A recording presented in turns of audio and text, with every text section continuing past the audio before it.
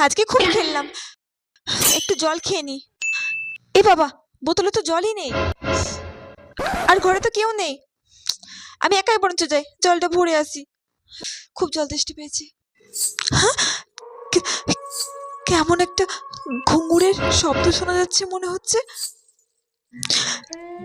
এখানে আবার ঘুঙুরের শব্দ কে করবে?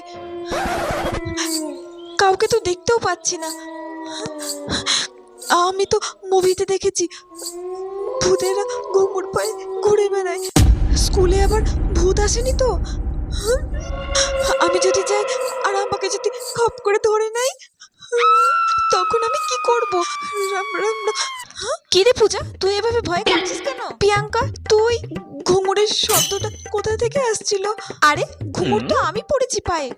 সামনে আমাদের স্কুলে সাংস্কৃতিক অনুষ্ঠান না, তাই তো ম্যাম বলেছে ঘুঙুর পায়ে দিয়ে আসতে। আমাদের নাচের রিহার্সাল হবে না?